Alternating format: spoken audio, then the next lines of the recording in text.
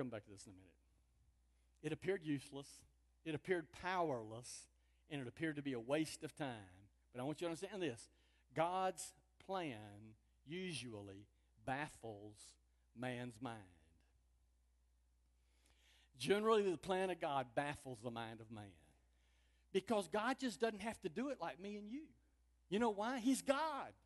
He's God. He has at his disposal all power and all ability. He doesn't have to do it like you got it planned. He can do it in another way. By the way, here was the plan. Whoa, what a plan it was. He said, get all the Israeli army, plus the priests, plus the Ark of the Covenant. I want you to walk around Jericho one time per day for 6 days. On the seventh day, I want you to march around 7 times. I want these priests blowing these horns. I'm going to come back to that horn in a minute. Blowing these horns. And on that 7th day, by the way, up to them, be quiet. On that 7th day, I want everyone shouting in unison, and the walls are going to tumble down, and the enemy's going to fall over in there, and we're going to go get them. Now, if you're a military strategist, do you believe that you would believe that plan? I believe the generals in the Israeli army probably said, Joshua, you got a loose screw. Buddy, you don't know anything about military tactics. We hear a lot about that, don't we? Matter of fact, it's probably a pretty long week. Don't you imagine? That's the longest 6 days Israel ever spent. 1 hour they marched around the city, and 23 hours they sat back at the camp with a campfire going on, twiddling their thumbs. You give people 23 hours to twiddle their thumbs, they'll find plenty to talk about. And most of it isn't going to be constructive. I've been there and recognized that. The Israeli soldiers probably thought, this is crazy? Not even fire a shot? What kind of deal is? What was it? A faith stretcher. It was a faith stretcher. God said, here's the way we're going to do it. Joshua passed it down to the generals. The generals passed it down to the army. The army passed it down to the people. And you know what? The next point I'm going to give you is they followed the plan. They followed the plan. That's the miracle in the whole passage. The miracle isn't what God did. Hey, it never was up for grabs what God could do. Anytime God got ready, Jericho was done with. Amen? Didn't stand a chance. All God needed was them to obey what he asked them to do. Folks, just hear me. God's ways are always higher than our ways. God's ways are always better than our ways. The principle here is bow down before God, receive his plan, and do it. That's all there is to it. Bow down before God, receive his plan, and do it. We need a fresh vision for America. I really believe after listening carefully to our leadership and our senators that come on and our representatives, I don't care what party, they're all messed up. They have no clue where to lead this nation. They have no clue where to lead us. And they are fighting and stumbling and grasping at straws, trying to figure out. And you know what? I believe there is a concise answer in the Bible, and you know where it is. 2 Chronicles 7:14. It's there, isn't it? Daniel, put that on the screen for us. That's the key right there. Let's say it together. Would you say it with me?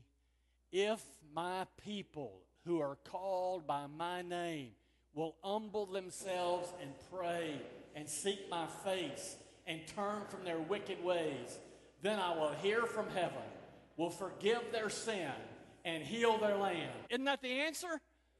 It's right there. It's right there. If my people who are called by my name will humble themselves and pray, you know what we need? We need a 40-day prayer and fasting in America. That's what we need. That doesn't mean you have to go 40 full days. It means in those 40 days we all pray and fast. Some of you can maybe only get by with one meal. We got one guy in our church who's fasted 47 days. You probably didn't know that. He's fasted 47 days straight already. He got quiet there, didn't it? Man, we're thinking, where's lunch today? Anyway, if my people who are called by my name will humble themselves and pray and seek my face and turn from their wicked ways, then I will hear from heaven, I will forgive their sin, and I will heal their land. We need God to hear us. to forgive us and to heal us. That's the plan. President Bush, would you please stand before Congress? I know you don't want to do this, and I know you'll get hissed at by some of them, but would you please stand before Congress, and would you tell them it is time we entered into a prayer meeting? We have reached the end of our rope. We have no clue where to go. We need God interjected into the situation. Would you please join me in prayer?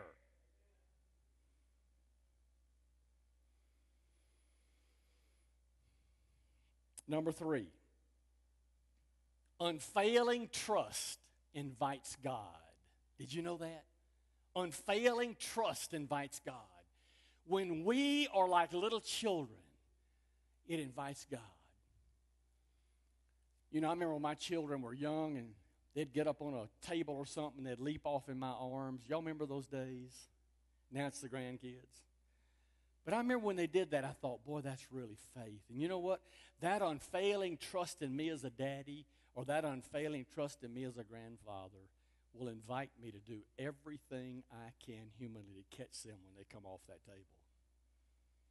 And you know what? The great God of the universe is just looking for some people who have unfailing trust in Him. And I really believe we can jump into His arms. And He will not miss us. He will grab us the minute we come in. See, the miracle is this. They did what God told them to do.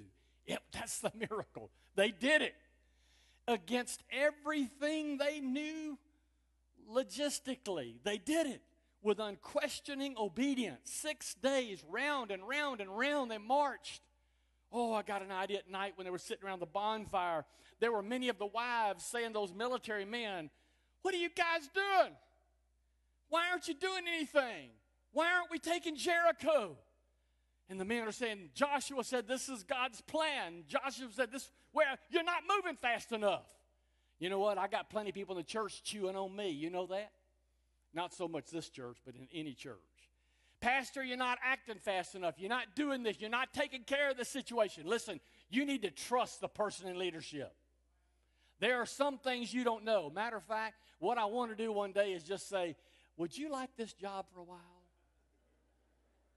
I will be glad to back off from it for a 6-month period and let any one of you stand right here in this spot and take the pressure that Satan gives me to come here every Sunday and preach this. I'd love to give you this spot for 6 months and have you make the 900,000 decisions we make every week, right, Jim? Over there across those offices, and then maybe you wouldn't say, I wonder why he hadn't taken care of this one. Maybe it's not time yet. I got an idea those wives were saying, why aren't you guys doing something? You idiots are walking around the city once a day like a bunch of clowns out there. And it was hard for those big soldiers to say, that's what Joshua said do. It may not make sense to you, but that's what we're going to do. We're going to walk around there 6 times, 1 time every day, unquestioning obedience. There were a lot of little groups that got together and said, this is ridiculous. I don't like this. I don't like Joshua's leadership. Why are we going this way? Joshua said this, guys, when we're marching around those cities, don't say a thing. Keep your mouth shut. We're just going to march around the city and blow the horn, and blow the horn, and blow the horn. We're going to spend the night. We're going to walk around the city. We're going to blow the horn, blow the horn, blow the horn. We're going to sleep. And then we're going to come to that 7th day. And you know what? It's going to change right there, and I'll come to that point in a minute. They submitted to an unexplained, unintelligible, ridiculous activity for 7 long days. Because all they needed was for God to show up. That's all they needed. They didn't need anything else. All they needed was for God to show up. Y'all all agree with that? That's all they need. Hey, your marriage, the suffering, you know what you two need? All you need is for God to show up. And when you both are honoring Jesus as King of Kings and Lord of Lords, your marriage will be sweet. Am I telling the truth, marriages? That's all.